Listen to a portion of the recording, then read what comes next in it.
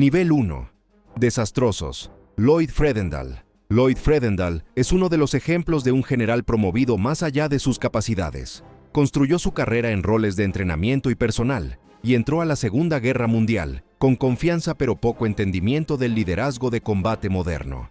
Durante la batalla del Paso de Kasserine, en febrero de 1943, Fredendall comandaba fuerzas estadounidenses enfrentando veteranos alemanes por primera vez. Posicionó unidades muy separadas, le malentendió la guerra blindada y emitió órdenes confusas desde un cuartel general excavado bajo tierra. Rara vez visitaba el frente y dependía de reportes en lugar de observación directa. Cuando las fuerzas alemanas atacaron, las líneas estadounidenses colapsaron rápidamente. La derrota avergonzó al liderazgo estadounidense y expuso la desconexión de Fredendall con la realidad. Fue removido del comando poco después y reemplazado por George S. Patton. Bienvenidos. En este canal clasificamos y analizamos a los líderes militares que determinaron el curso de la Segunda Guerra Mundial. Si te fascina entender qué separaba a los grandes estrategas de los comandantes incompetentes, te invitamos a suscribirte. Ahora, comencemos. Maurice Gamelin. Maurice Gamelin era un respetado veterano de la Primera Guerra Mundial que representaba una generación anterior de pensamiento militar.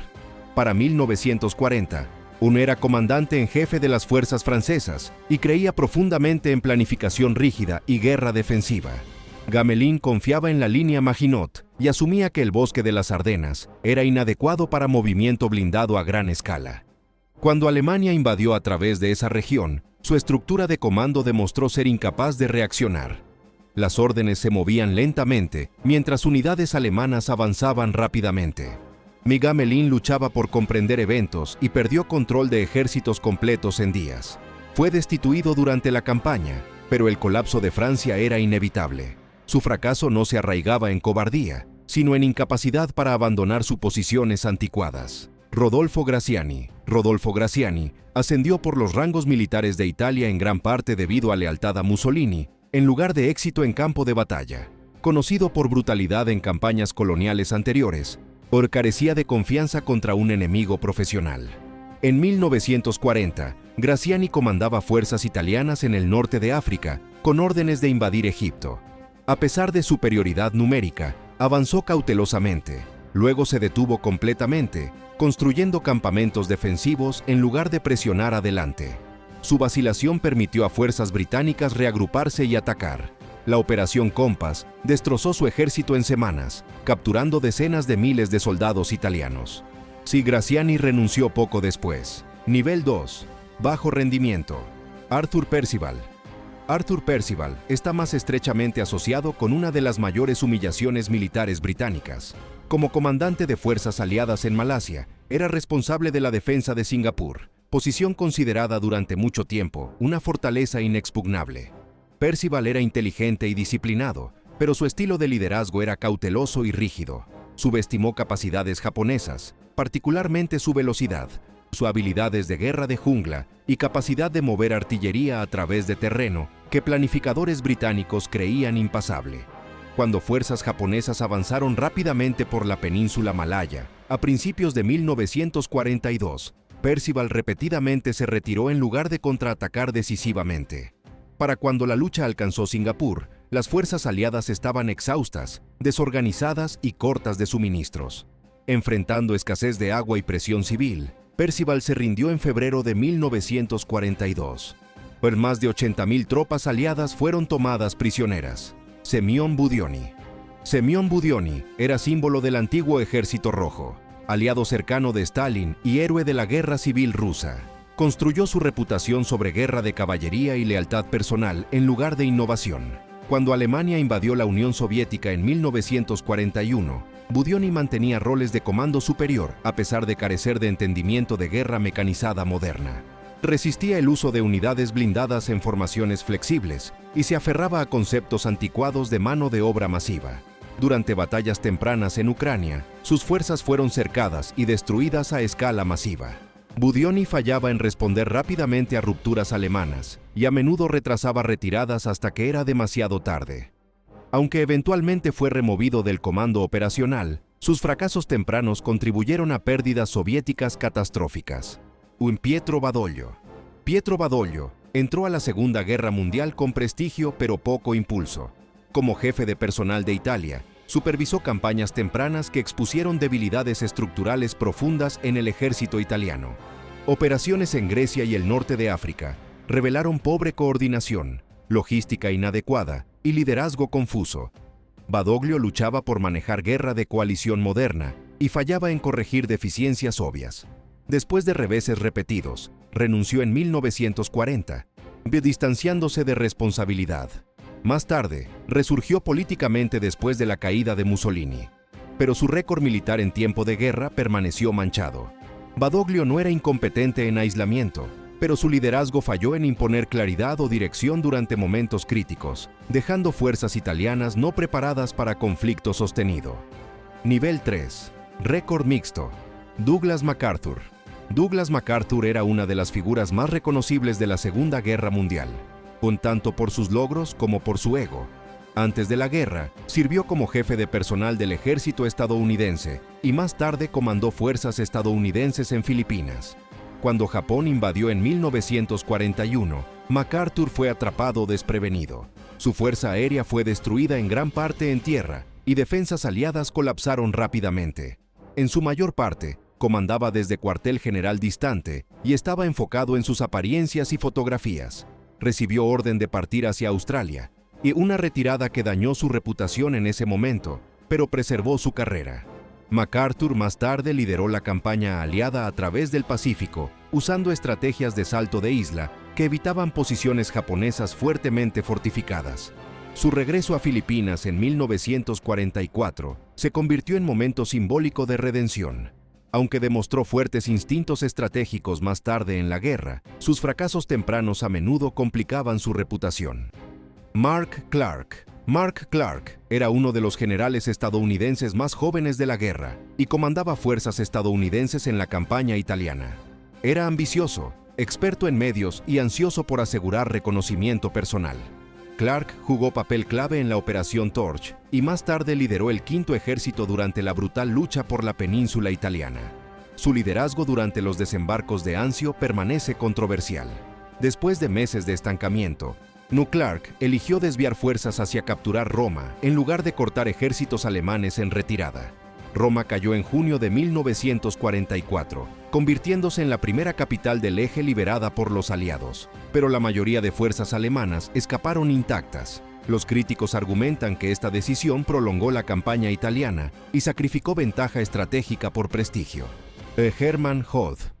Hermann Hoth era un comandante blindado alemán capaz que se desempeñó bien durante las etapas tempranas de la guerra. Jugó roles significativos en las invasiones de Polonia, Francia y las fases tempranas de la Operación Barbarroja. Hoth demostró fuerte control operacional de fuerzas móviles y entendía tácticas de armas combinadas. Sin embargo, conforme la guerra se volvió contra Alemania, su efectividad declinó. Durante la batalla de Stalingrado, sus esfuerzos por relevar al Sexto Ejército cercado fallaron, limitados por líneas de suministro sobrecargadas y resistencia soviética. Comandos posteriores produjeron retornos decrecientes conforme la situación estratégica de Alemania empeoraba. Hoth no era incompetente, pero su carrera muestra cómo habilidad táctica sola falla sin estrategia sólida y límites claros. Nivel 4. Sólidos. Omar Bradley. Omar Bradley era conocido menos por espectacularidad y más por confiabilidad. A menudo llamado el general de los soldados rasos, construyó su reputación sobre liderazgo calmado y coordinación cuidadosa, en lugar de maniobras audaces. Bradley comandó fuerzas estadounidenses en el norte de África y más tarde lideró el primer ejército durante la invasión de Normandía. Sobresalía manejando grandes formaciones, manteniendo moral y trabajando dentro de estructuras de coalición. Durante la ruptura desde Normandía y el avance a través de Francia, las fuerzas de Bradley se movían eficientemente, apoyadas por logística abrumadora y poder aéreo. Su precaución a veces atrajo críticas, particularmente durante la Batalla de las Ardenas, donde fuerzas aliadas fueron inicialmente tomadas por sorpresa. Aún así, el enfoque constante de Bradley limitaba pérdidas innecesarias y mantenía presión sobre fuerzas alemanas. No era estratega visionario, pero consistentemente entregaba resultados en operaciones difíciles a gran escala. Harold Alexander. Harold Alexander era comandante compuesto y diplomático cuya fuerza yacía en manejar coaliciones complejas. Sirvió en el norte de África, Sicilia e Italia, a menudo operando sobre subordinados agresivos como Montgomery y Patton.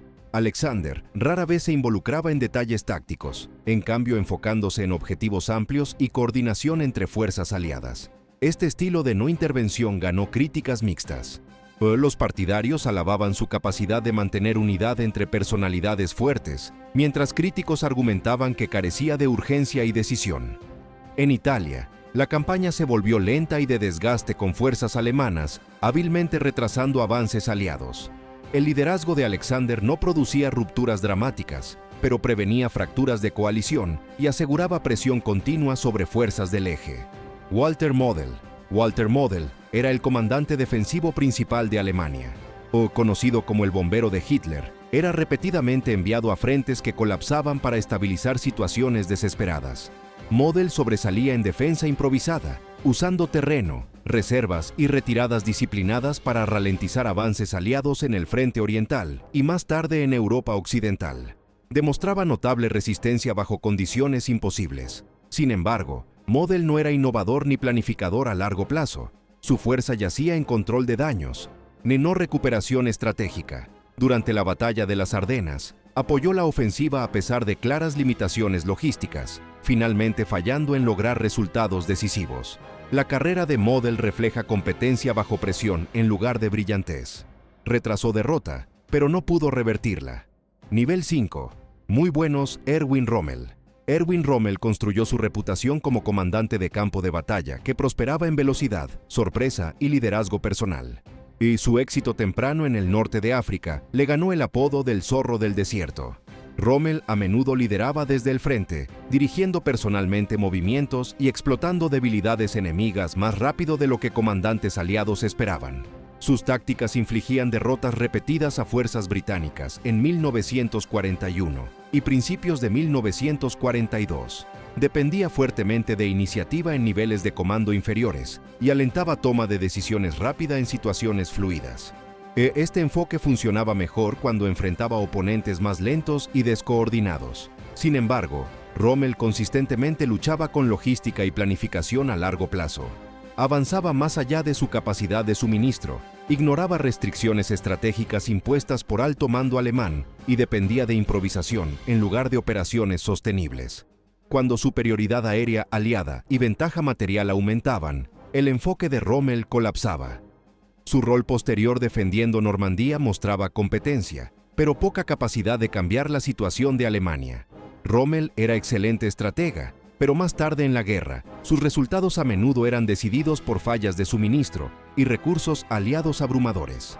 George Patton era uno de los comandantes más agresivos de la guerra. Creía que velocidad, presión y ofensiva implacable eran decisivas. Patton lideró fuerzas estadounidenses en el norte de África, Sicilia y Europa occidental, ganando reputación por avances rápidos y liderazgo exigente. Su ruptura a través de Francia en 1944 demostró su capacidad de explotar oportunidades más rápido que la mayoría de comandantes aliados. Enfatizaba disciplina, apariencia y moral, creyendo que dominio psicológico era tan importante como poder de fuego.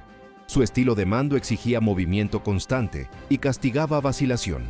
Sin embargo, el temperamento de Patton repetidamente causaba problemas. Sus comentarios públicos, trato de subordinados y los incidentes de bofetadas en Sicilia casi terminaron su carrera. Requería supervisión fuerte para permanecer efectivo. Cuando estaba limitado dentro de marco de coalición, Patton entregaba resultados operacionales excepcionales. Su éxito dependía de canalizar agresión, no dejarla correr sin control. Bernard Montgomery era metódico, deliberado e intensamente enfocado en preparación. Enfatizaba fuerza abrumadora, planificación cuidadosa y minimización de bajas. Su victoria en El Alamein marcó punto de inflexión en el norte de África y restauró confianza aliada. Montgomery sobresalía en batallas preparadas donde condiciones favorecían preparación y control. Colocaba gran importancia en moral y claridad de órdenes, asegurando que subordinados entendieran objetivos en detalle. Esto creaba cohesión, pero reducía flexibilidad una vez que operaciones comenzaban. Sin embargo, Ni su precaución a menudo ralentizaba operaciones, y su negativa a adaptar planes bajo presión atraía críticas. La operación Market Garden expuso estas limitaciones, resultando en fracaso a pesar de recursos significativos. Montgomery era efectivo cuando condiciones coincidían con su estilo, pero inflexible cuando no. Sus resultados eran fuertes, pero rara vez decisivos por sí solos. Nivel 6. Grandes Georgy Zhukov. Georgy Zhukov era el comandante de campo de batalla más importante que la Unión Soviética produjo durante la Segunda Guerra Mundial. A diferencia de muchos líderes tempranos del Ejército Rojo, Zhukov entendía guerra moderna de armas combinadas y estaba dispuesto a desafiar pensamiento arraigado. Jugó roles decisivos en la defensa de Moscú, la victoria en Stalingrado, la batalla de Kursk y el asalto final sobre Berlín. Zhukov era despiadado en ejecución, ahora aceptando bajas enormes para lograr resultados decisivos. Operaba con autoridad directa de Stalin y era confiado para entregar resultados sin importar costo. Este respaldo político le permitía comandar en escala que pocos otros podían. Sus métodos eran brutales pero efectivos. Sobresalía coordinando formaciones masivas, artillería, blindaje y logística en escala sin igual por ningún otro comandante. Mientras críticos señalan el costo humano de sus operaciones, su capacidad de absorber castigo y continuar avanzando rompió al ejército alemán irreversiblemente. Zhukov se enfocaba en fuerza abrumadora en lugar de fineza. Y en una guerra donde supervivencia importaba más que elegancia, ese enfoque funcionaba.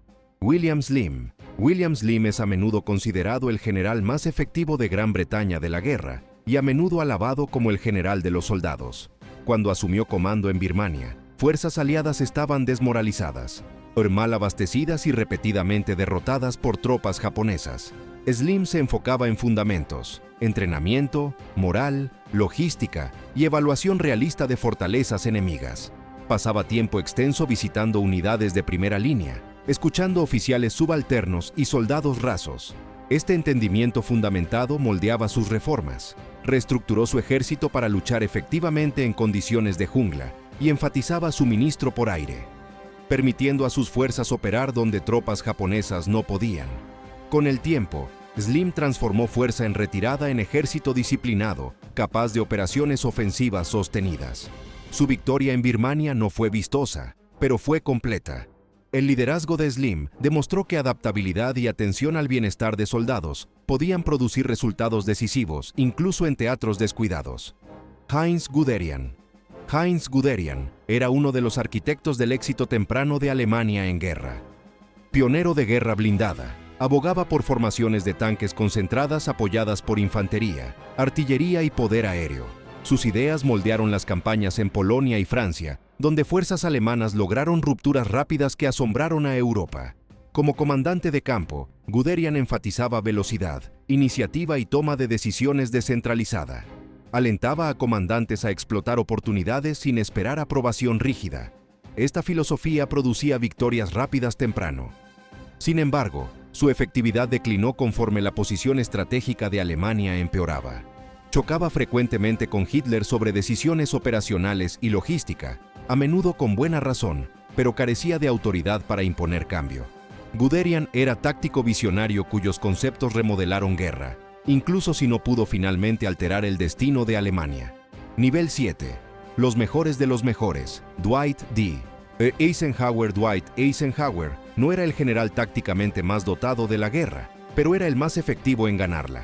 Como comandante supremo aliado en Europa Occidental, la responsabilidad primaria de Eisenhower no era maniobra de campo de batalla, sino gestión de coalición. Coordinaba fuerzas estadounidenses, británicas, canadienses y francesas libres, mientras balanceaba personalidades fuertes como Patton, Montgomery y de Gaulle. Pasaba mucho de su tiempo resolviendo disputas políticas y previniendo que rivalidades interrumpieran operaciones. Este trabajo invisible era esencial para mantener la alianza funcional. Eisenhower aprobó y supervisó la Operación Overlord, la invasión anfibia más grande de la historia, aceptando responsabilidad completa si fallaba. Una vez que fuerzas aliadas estaban en tierra, manejaba logística, refuerzos y prioridades estratégicas a través de continente entero. Su fuerza yacía en juicio, restricción y capacidad de mantener la alianza unificada bajo presión inmensa. Eisenhower no buscaba gloria personal, pero su liderazgo permitía a otros tener éxito. La guerra en Europa Occidental fue ganada mediante coordinación, y Eisenhower era la figura central que hizo eso posible. Erich von Manstein. Erich von Manstein es ampliamente considerado el comandante operacional más talentoso de Alemania. Jugó papel clave planeando la invasión de Francia de 1940, ahora abogando por el empuje audaz a través de las Ardenas que eludió defensas aliadas. En el frente oriental, Manstein repetidamente demostró flexibilidad y creatividad, conduciendo defensas móviles y contraofensivas bajo condiciones cada vez más terribles. Era uno de los pocos comandantes alemanes dispuestos a retirarse estratégicamente para preservar poder de combate. Este enfoque a menudo chocaba directamente con órdenes de Hitler. Su recaptura de Járkov en 1943 es a menudo citada como ejemplo de manual de maniobra operacional. A diferencia de muchos comandantes alemanes, Manstein entendía cuándo intercambiar espacio por tiempo. Sin embargo, su brillantez era limitada por interferencia de Hitler y exceso estratégico de Alemania. Aunque no pudo revertir derrota, Manstein consistentemente lograba resultados que superaban la situación material de Alemania. Su carrera representa el nivel más alto de comando de campo de batalla dentro de causa perdedora. Alexander Vasilevsky era el arquitecto estratégico detrás de muchas de las mayores victorias de la Unión Soviética. Menos visible que Zhukov, sobresalía en planificación, coordinación y ejecución al más alto nivel. Como jefe del Estado Mayor General, Vasilevsky jugó papel central en la planificación de Stalingrado, Kursk y las campañas finales contra Alemania y Japón. Estaba profundamente involucrado en sincronizar inteligencia, logística y sincronización operacional. Esto aseguraba que ofensivas soviéticas pudieran ser sostenidas en lugar de estancadas. Se especializaba en operaciones de cerco a gran escala, sincronizando múltiples frentes con sincronización precisa. Vasilevsky combinaba disciplina analítica con realismo operacional, asegurando que ofensivas soviéticas fueran logísticamente sostenibles.